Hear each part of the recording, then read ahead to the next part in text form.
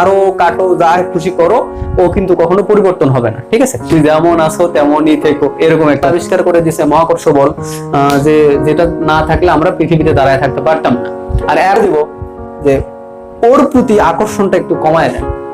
ওই বস্তুর একটা যদি পৃথিবী হয় এবং আরেকটা যে কোনো একটা বস্তু হতে পারে, যে পৃথিবী এক ধরনের মানে এরকম, আর পৃথিবীকে আমরা সবসময় স্পেশাল স্পেশাল বলি।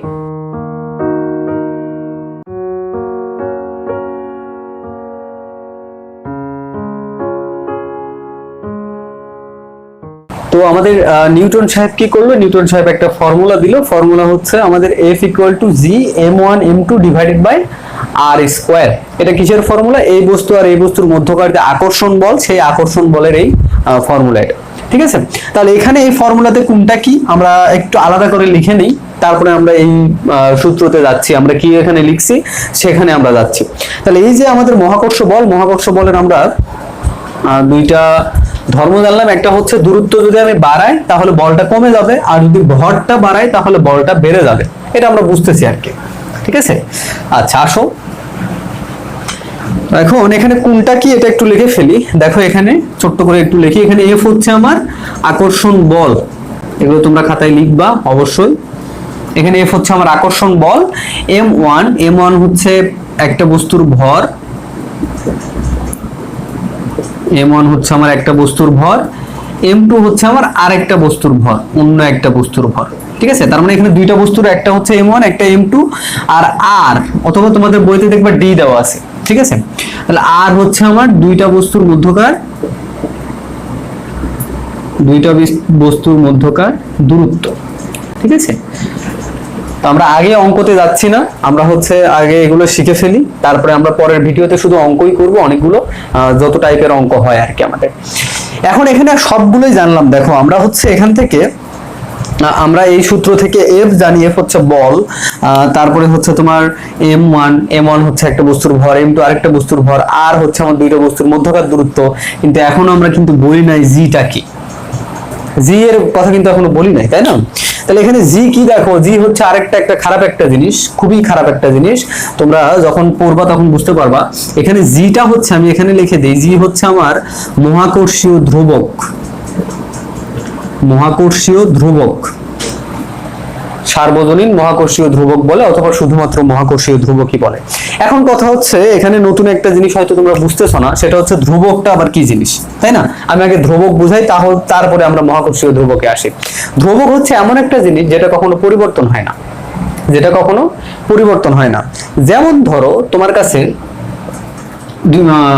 সংখ্যা আছে x সমান, তোমার হচ্ছে যে x সমান অথবা x সমান 5 প্লাস y, এটা একটা সমীকরণ। আমরা হচ্ছে যে ক্লাস 8 এ সমীকরণ সমাধান শিখতেছি, তাই না? তাহলে দেখো এখানে x আর y কি? আসলে x আর y হচ্ছে আমার এখানে চলক হচ্ছে তারা যাদের মানগুলো পরিবর্তন হতে পারে, যাদের মানগুলো আমরা ইচ্ছামতো পরিবর্তন করতে পারি। কিন্তু 5 যেটা 5 এর মান কিন্তু তুমি চাইলে ইচ্ছামতো পরিবর্তন করতে পারবে না। ঠিক আছে, তাহলে 5 কিন্তু সবসময় 5ই থাকবে। এটা তুমি ওরে মানে মারো কাটো যা খুশি করো, ও কিন্তু কখনো পরিবর্তন হবে না। ঠিক আছে, তাহলে এখানে যে 5টা যে পরিবর্তন হচ্ছে না, এই 5 কে বলা হবে ধ্রুবক। তাহলে এই রাশিতে ধ্রুবক হচ্ছে আমার 5। তাহলে ধ্রুবক কারা? ধ্রুবক হচ্ছে এমন মানে কিছু কি বলে সংখ্যা বা এমন কিছু রাশি যেটার উপর তুমি যাই করো ও কখনো পরিবর্তন হবে না। যেমন কিছু হচ্ছে যে কিছু মানুষ আছে না, এক কি বলে ওটারে বাংলা ভাষায়, গ্রামের ভাষায় বলে হচ্ছে যে কি বলে, এক ঘুয়ে না কি জানি এরকম কিছু একটা বলে। তো ওই যে ওই মানুষগুলোকে তুমি সারাদিন পিটো, সারাদিন মারো, সারাদিন গালি দাও, ওর কিন্তু কখনো চেঞ্জ হবে না, ও যেমন ও তেমনই থাকে। ঠিক আছে, তো এই জন্য আমাদের বড় ভাই একটা মানে গান বলছিল, তুমি যেমন আছো তেমনই থেকো, এরকম একটা বিষয়। তো এই চলকটা হচ্ছে, ধ্রুবকটা হচ্ছে ঠিক একই রকম, যে তুমি যেমন আছো তেমনই থেকো। ঠিক আছে, ধ্রুবক কখনো পরিবর্তন হবে না। তাহলে এই যে মহাকর্ষীয় ধ্রুবক জি এর মান কিন্তু কখনো পরিবর্তন হবে না। জি এর একটা নির্দিষ্ট মান আছে, সেই মানটা কত সেটা একটু আমরা খাতায় খুব সুন্দর করে লিখে নিব। 6.673 × 10⁻11 এটা হচ্ছে জি এর মান। এটা কখনো পরিবর্তন হবে না, সব সূত্রে আমরা জি এর মান এটাই বসাবো। ঠিক আছে, সকল সূত্রে আমরা জি এর মান এটা বসাবো। জি আমাদের প্রশ্নে অনেক সময় দেওয়া থাকে, অনেক সময় দেওয়া থাকে না। ঠিক আছে, আচ্ছা এখানে একটা একক লাগবে, একক আমরা পরে লিখতেছি, তাও আমি লিখে দেই নিউটন এম স্কোয়ার কেজির উপর -2। ওটা কি জিনিস ওটা আমরা পরে দেখবো, তোমরা শুধুমাত্র এগুলো আপাতত লিখে নাও। তাহলে দেখো এখানে আমরা সবকিছুই জানলাম। জি হচ্ছে আমার মহাকর্ষীয় ধ্রুবক, সার্বজনীন মহাকর্ষীয় ধ্রুবক। এই জিটাই হচ্ছে আমাদের কখনো পরিবর্তন হবে না। জি এর মানটা আমাদের একটু মনে রাখতে হয়। আমরা কিভাবে মনে রাখবো, কিভাবে অঙ্ক করব, সেগুলো আমরা অঙ্ক এই পার্ট দ্বিতীয় পার্টে নেক্সট ভিডিওতে আমরা দেখবো, মানে অঙ্কের যে পার্টটা আছে গাণিতিক সমস্যা সেই সমস্যাতে দেখবো। ঠিক আছে, এই যে মহাকর্ষীয় ধ্রুবক জি, এই জি আবিষ্কারের কাহিনী আবার অনেক মজার। এটা আমরা ক্লাসের শেষে দেখবো, বিজ্ঞানী ক্যাভেন্ডিশের গল্প। এই বিজ্ঞানী ক্যাভেন্ডিশের গল্পে দেখবো যে বিজ্ঞানী ক্যাভেন্ডিশ কিভাবে আসলে এই জি এর মানটা, এই মানটা হিসাব করছিল। বুঝছো? আচ্ছা এখন আসো আমরা হচ্ছে এই কথাটা একটু ব্যাখ্যা করি। নিউটনের যে মহাকর্ষীয় সূত্রটা আছে সেই সূত্রটা একটু এখন আমরা ব্যাখ্যা করি। এই মহাবিশ্বের প্রত্যেকটা বস্তুকণা পরস্পরকে আকর্ষণ করে, এটা আমরা ক্লাসের শুরুতেই বলছি। যদি আকর্ষণ না করতো তুমি কিন্তু আউট, ঠাসঠুস হয়ে যাইতা। এখন পরের লাইন দেখো, এই আকর্ষণ বলের মান, এই আকর্ষণ বলের মান, এই সূত্রে আমাদের আকর্ষণ বলের মান কোনটা? এফ।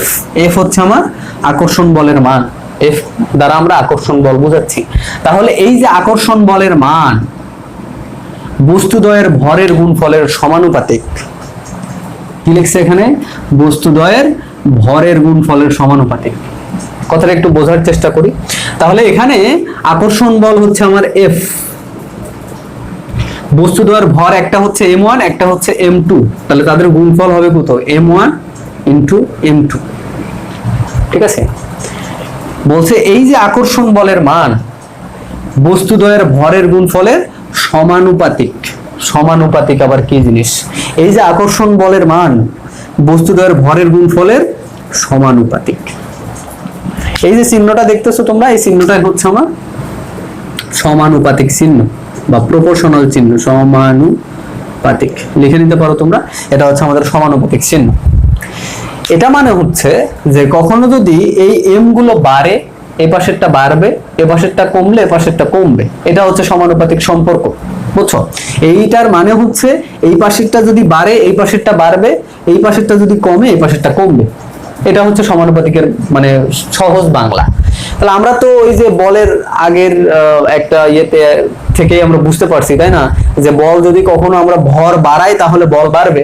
তাহলে দেখো ডান পাশ যদি বাড়াই বাম পাশ বাড়তেছে, তাহলে আমাদের আগের যে ধারণা সেই ধারণার সাথে আমাদের সূত্রের কিন্তু একটা মিল আছে। নিউটন কিন্তু এভাবেই সূত্রগুলো আবিষ্কার করছে।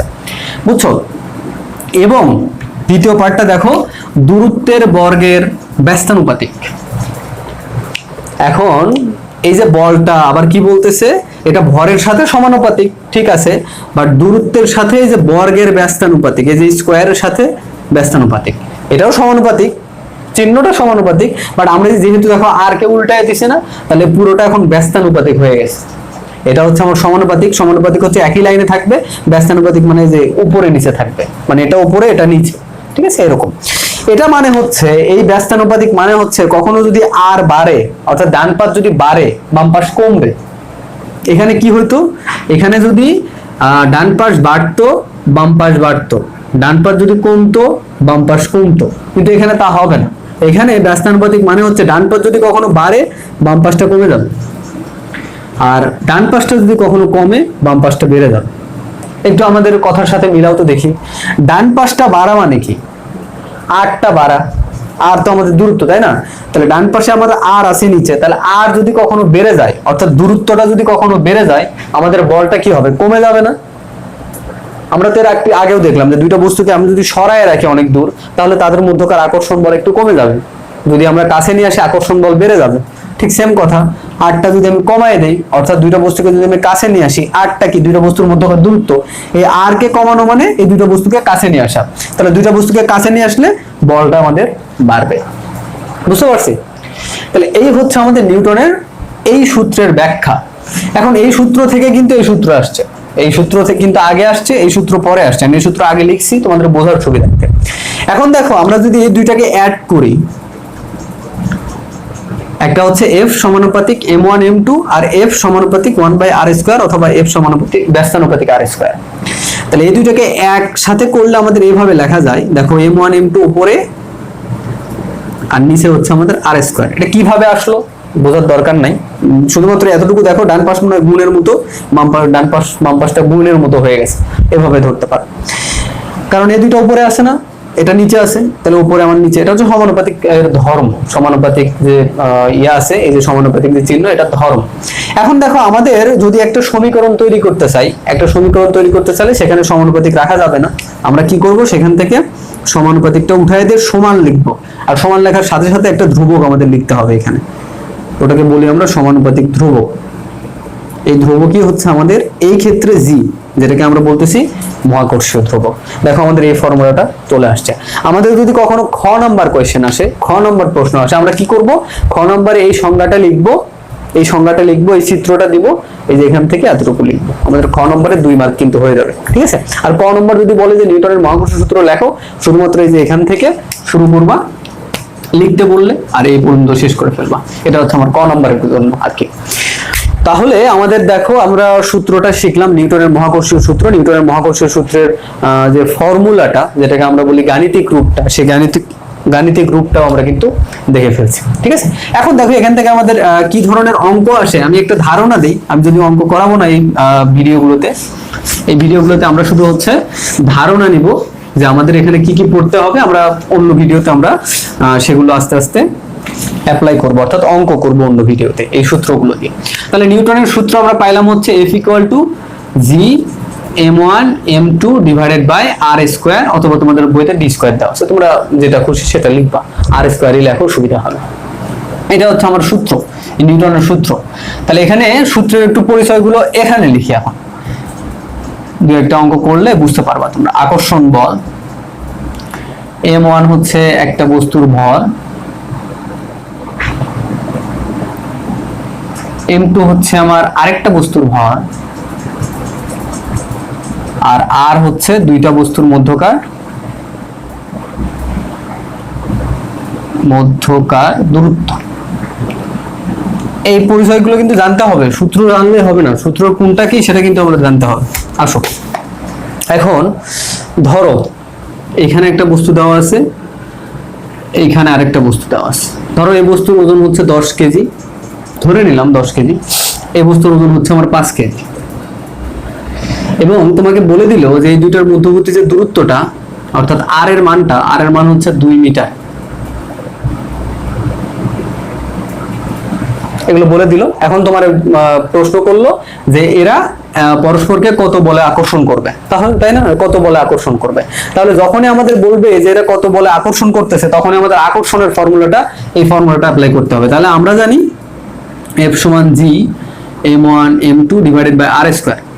অঙ্কগুলো করার ক্ষেত্রে আমাদের একটু সাবধান থাকতে হবে। অঙ্কগুলো করার ক্ষেত্রে আমরা দেখবো যে আসলে এই অঙ্কটা কোন সূত্র দিয়ে আমাদের করা যাবে। তাহলে এই অধ্যায়ে দেখো আমাদের আকর্ষণ বলের, অর্থাৎ বলের একটাই সূত্র আছে, G m1 m2 by r square.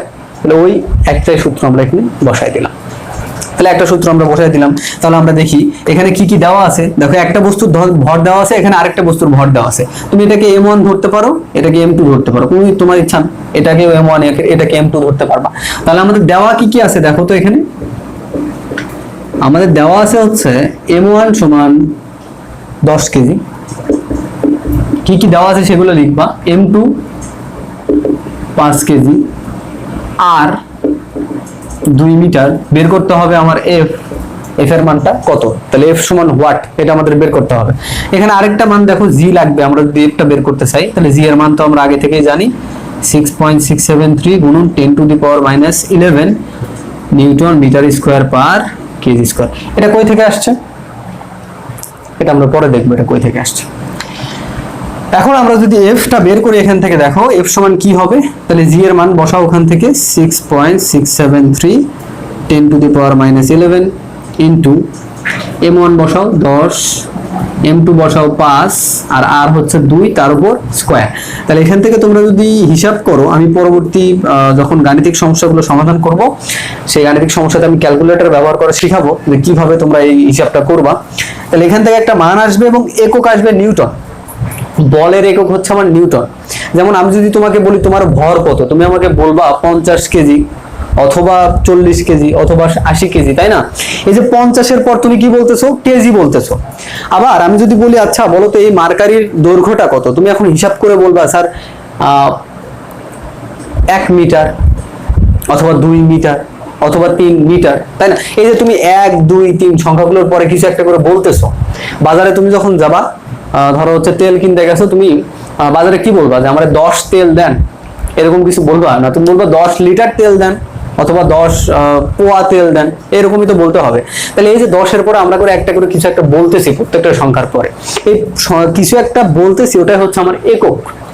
যেমন তোমার ভর বলার জন্য তুমি হচ্ছে বলতেছো যে 50 কেজি, তাহলে ভরের একক হচ্ছে আমার 50 কেজি। আমি যদি কারো কোনো বস্তুর ভর বের করতে চাই বা ভর বলতে চাই বা প্রকাশ করতে চাই, তাহলে আমার কেজি দ্বারা প্রকাশ করতে হবে, ঠিক আছে?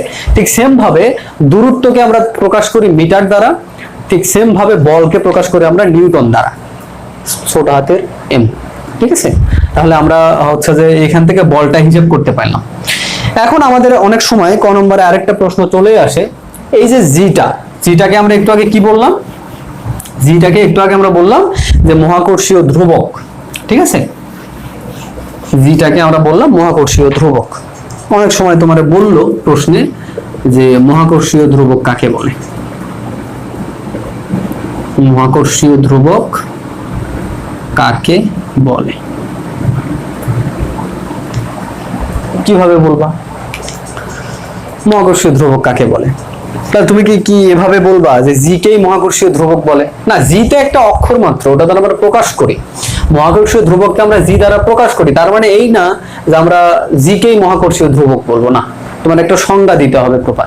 তুমি যদি এখন বলো যে এই মহাকর্ষ বল কাকে বলে, তুমি যদি এখন বলো এফ কেই মহাকর্ষ বল বলে, এটা কিন্তু হলো না, কারণ এফ দ্বারা আমরা বলকে প্রকাশ করতেছি, বলের সংজ্ঞাটা কিন্তু দিতেছি না, ঠিক আছে? তো এটা একটু মাথায় রাখবা। তাহলে মহাকর্ষীয় ধ্রুবক কাকে বলে দেখো, আমরা কি সূত্রটা লিখি, F সমান G m1 m2 divided by r square.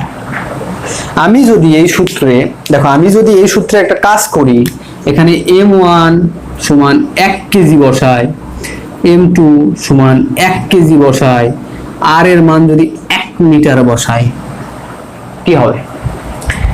খেয়াল করো একটু কি হবে এখানে। আমি আসলে এখানে করাই দিচ্ছি, চিন্তা করো না তোমরা। দেখো এখানে বসাই, তাহলে এখানে কত হয়? জি ইন্টু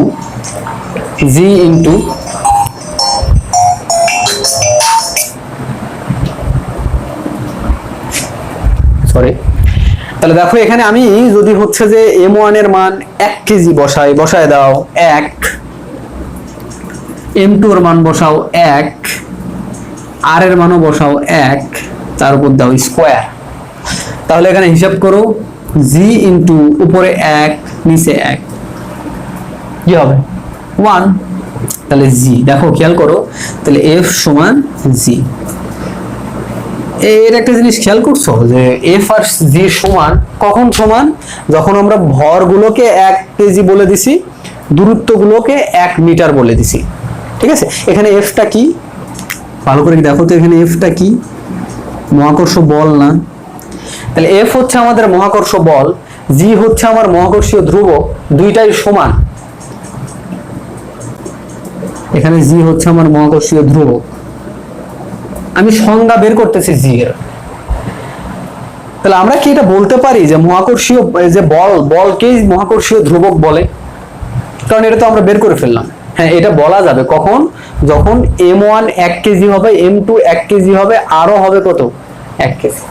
তাহলে আমরা সংজ্ঞাটা এইভাবে লিখবো মহাকর্ষীয় ধ্রুবকের, লিখে নাও একটু, যে 1 কেজি ভরের দুইটি বস্তুর মধ্যবর্তী দূরত্ব 1 মিটার হলে তারা যে বলে আকর্ষণ করে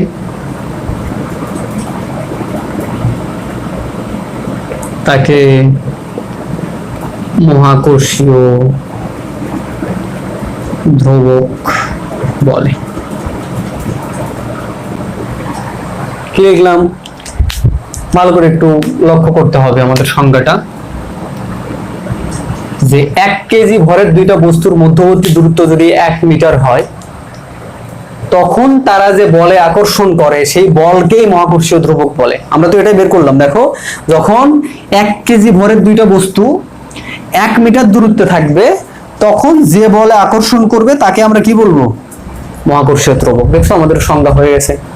তোমরা চাইলে কিন্তু সংজ্ঞাটা সূত্র থেকে বের করে নিয়ে আসতে পারবে। তোমরা তোমাদের খাতার একটু আগের পৃষ্ঠাতে যাও। আমরা মহাকর্ষীয় ধ্রুবক কাকে বলে এটা আমরা বুঝে ফেলছি, যেখানে তুমি যে নিউটনের মহাকর্ষীয় সূত্র লিখছিলা, ঠিক আছে, পার্ট 1 ভিডিওতে যেটা ছিল। তো নিউটনের মহাকর্ষীয় সূত্র যেটা, এটা কি লিখছিলাম? যে এই মহাবিশ্বের, তোমরা একটু বের করে মিলাও, এই মহাবিশ্বের প্রত্যেকটা বস্তুকণা পরস্পরকে কি করে? আকর্ষণ করে। এই আকর্ষণ বলের মান বস্তুদ্বয়ের ভরের গুণফলের সমানুপাতিক এবং দূরত্বের বর্গের ব্যস্তানুপাতিক। তো এই যে সূত্রটা আমি ঘর ঘর করে বলে দিচ্ছি, তোমরা কিন্তু এই সূত্রটা মুখস্থ করতে তোমাদের অনেক সময় লাগবে, কিন্তু না, তোমরা সূত্রটা মুখস্থ করবা না। তোমরা কিভাবে মনে রাখবা? খেয়াল করো ভালো করে, এটা খুব সুন্দর করে লক্ষ্য করো। এই যে কনসেপ্টটা আমি তোমাদের দিচ্ছি এখন, এটা যদি তোমরা বুঝতে পারো, তাহলে বিজ্ঞানের কোনো সূত্রই তোমার মুখস্থ করতে হবে না, কখনো কোনো মানে সংজ্ঞা তোমাকে মুখস্থ করতে হবে না, ঠিক আছে? সব সংজ্ঞা তুমি সূত্র দেখে বলে দিতে পারবা, ঠিক আছে? খেয়াল করো, খুব ভালো করে খেয়াল করো, খুব ভালো করে খেয়াল করো। তোমরা তো মোবাইলে হচ্ছে সবসময় নোটিফিকেশন অন করে রাখো, মেসেঞ্জারের ক্লাস করো, মেসেঞ্জারে মেসেজ আসে, তোমরা মেসেজে চলে যাও, তাই না? এসব করা যাবে না। এসব করলে কিন্তু তোমাদের একদম ওই যে পৃথিবী ঘূর্ণন থেকে তোমাদের পৃথিবীরে বলবো আমি, এই ওরে ছেড়ে দে, আউট। তুমি পৃথিবীর যে ঘূর্ণন, ওটার প্রভাবে তুমি চলে যাবে। আমাদেরকে পৃথিবী একটু দয়া মায়া করে আটকে ধরে রাখছে। আমাদের যদি পৃথিবী আটকে ধরে না রাখতো, আমরা যে কোথায় চলে যাইতাম উপরওয়ালা ভালো জানে, সৃষ্টিকর্তা ভালো জানে, ঠিক আছে? তো সৃষ্টিকর্তার একটা অশেষ রহমত এটা, যে আমাদের পৃথিবীর এমন একটা বৈশিষ্ট্য দিয়ে দিছে আল্লাহ তাআলা, শুধু পৃথিবীর না, সকল গ্রহ নক্ষত্রের, ইভেন মানে এমন একটা বল আবিষ্কার করে দিছে, মহাকর্ষ বল, যে যেটা না থাকলে আমরা পৃথিবীতে দাঁড়ায় থাকতে পারতাম না। আর এখন যদি তোমরা এই ক্লাসটা অ্যাটেন্টিভলি না করো, আমি কিন্তু পৃথিবীতে বলে দেব যে ওর প্রতি আকর্ষণটা একটু কমায় দেন। ওর প্রতি যদি তোমার প্রতি যদি তোমার আকর্ষণটা কমায় দেয় পৃথিবী, তাহলে কিন্তু তুমি আউট। ওকে, দেখো একটু মনোযোগ দাও। এখানে দেখো আমাদের বলতেছে যে এই যে মহাকর্ষ বল, ওই নিউটনের মহাকর্ষীয় সূত্র বোঝাচ্ছিলাম, ওটা আমরা কিভাবে মনে রাখবো? দেখো, মহাকর্ষীয় বলটা কোনটা? এফটা, এফ, এটাই তো আমাদের নিউটন বলতেছে যে এই যে এটাই হচ্ছে আমার মহাকর্ষীয় বল। তাহলে এই মহাকর্ষীয় বল, এই যে দেখো, এই যে দুইটা বস্তুর ভর তার গুণফল, আর কি উপরে উপরে আছে না, এটা তাহলে কি সমানুপাতিক? তাহলে দেখো সূত্র থেকে বলা যাচ্ছে এই যে মহাকর্ষীয় বল বস্তুদ্বয়ের ভরের গুণফলের সমানুপাতিক। বুঝতে পারছো? উপরে থাকলে কি আমি সমানুপাতিক হয়, বললাম না যে একই লাইনে যখন থাকবে সমানুপাতিক, আর এটা এপাশে উপরে এপাশে নিচে থাকলে সেটা ব্যস্তানুপাতিক। তাহলে দেখো এই যে মহাকর্ষীয় বল, এটা কি হচ্ছে? এটা ভরের গুণফলের সমানুপাতিক। আবার মহাকর্ষীয় বলটা দেখো দূরত্বের সাথে কি বর্গ তার কি ব্যস্তানুপাতিক, উল্টা না? তাহলে আমরা ফর্মুলা এভাবে বলতে পারি না যে প্রথমে ওই লাইনটা বলে দিলাম যে এই মহাবিশ্বের প্রত্যেকটা বস্তুকণা পরস্পরকে আকর্ষণ করে, এটা তো আমরা সবাই বলতে পারবো। তারপরে বলবা এই আকর্ষণ বলের মান বস্তুদ্বয়ের ভরের গুণফলের সমানুপাতিক, দূরত্বের বর্গের ব্যস্তানুপাতিক, ঠিক আছে? হয়ে গেছে।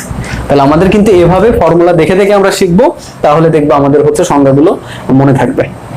তাহলে দেখো তো আমাদের জি, আমরা জি অভিকর্ষ ত্বরণ, সরি মহাকর্ষীয় ধ্রুবক আমরা কাকে বলতেছি?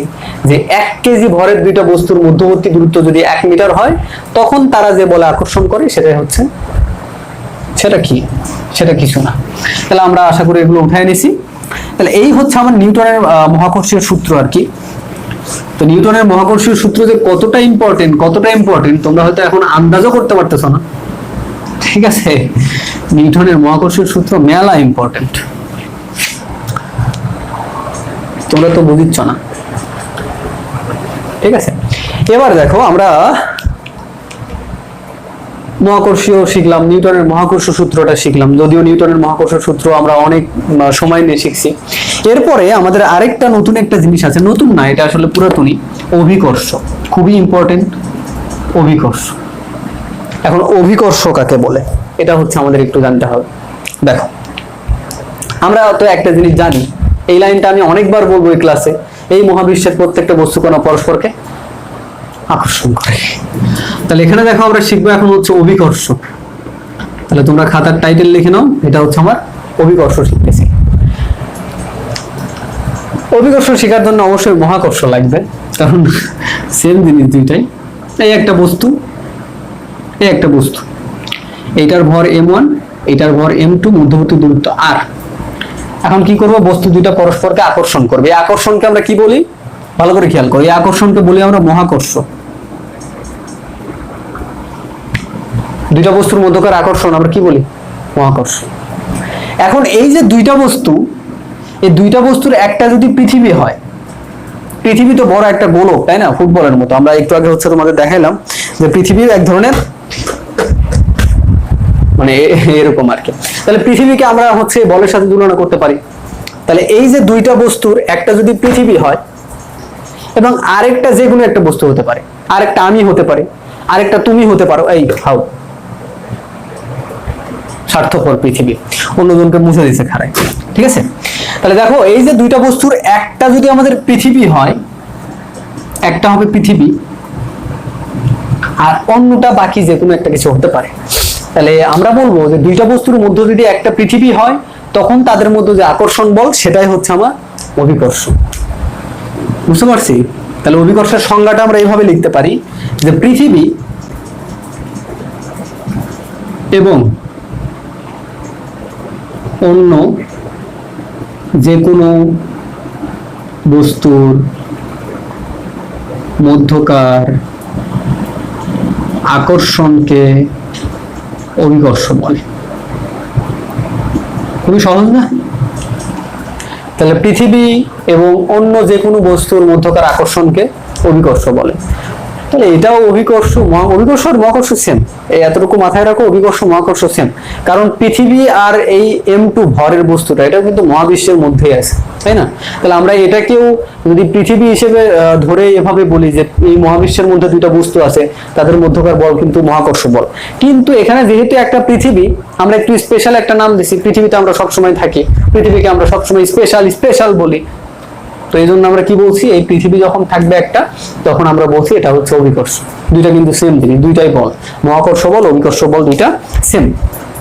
এটা হচ্ছে আমাদের অভিকর্ষ। আচ্ছা, অভিকর্ষে আর কিচ্ছু নাই, তেমন কিচ্ছু নাই। তাহলে পৃথিবী অন্য যে কোনো বস্তুকে যে বলে টানে, সেটাকে আমরা কি বলি, সেটাকে আমরা বলি হচ্ছে অভিকর্ষ বল। তাহলে অভিকর্ষ খুবই সোজা ছিল, এটা আমাদের 2 মিনিটে শেষ হয়ে গেল। এখন একটা জিনিস আছে, অভিকর্ষজ ত্বরণ। আমরা ভর ওজন একটু পরে পড়তেছি। অভিকর্ষজ ত্বরণ খুবই ইম্পর্টেন্ট, খুবই ইম্পর্টেন্ট। অভিকর্ষজ ত্বরণ খেয়াল করো।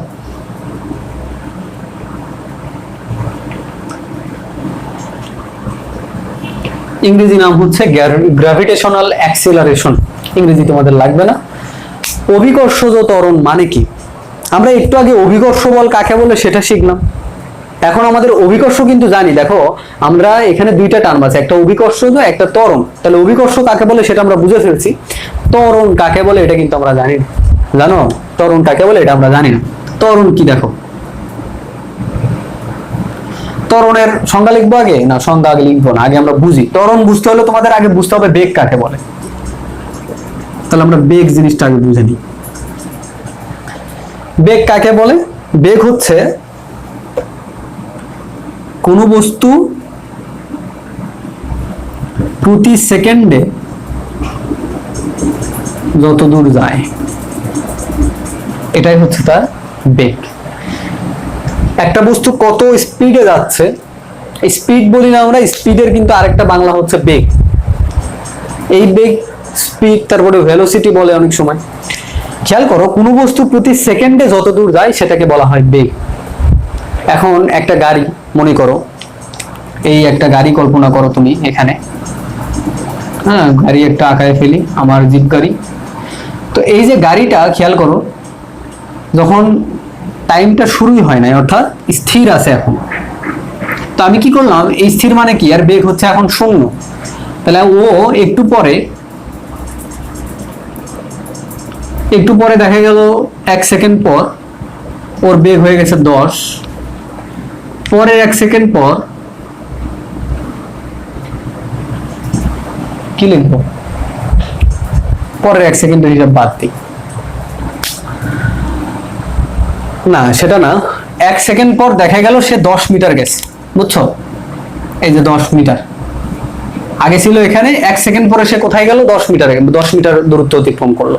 তাহলে দেখো আমরা কি বলছি, কোনো বস্তু প্রতি সেকেন্ডে যত দূর যায় সেটাই তার বেগ। তাহলে এখানকার বেগ কত? 10। প্রতি সেকেন্ডে কয় মিটার যাচ্ছে? 10 মিটার যাচ্ছে, ঠিক আছে? তাহলে দেখো বেগ আমরা কাকে বলি? কোনো বস্তু প্রতি সেকেন্ডে যত দূর যায় সেটাই হচ্ছে তার বেগ। বেগকে প্রকাশ করা হয় ভি দ্বারা, এবং এর একক হচ্ছে মিটার, নিচে হচ্ছে সেকেন্ড। মিটার পার সেকেন্ড বলে অনেক সময়, এই যে মিটার, এসটাকে উপরে নিয়ে আসলে -1 হয়। এগুলো তোমরা আরো ডিটেইলসে আস্তে আস্তে পড়বা, এখন অত প্যানিক হওয়ার দরকার নেই। এটা হচ্ছে তার বেগ, ঠিক আছে? এখন ত্বরণ কাকে বলে?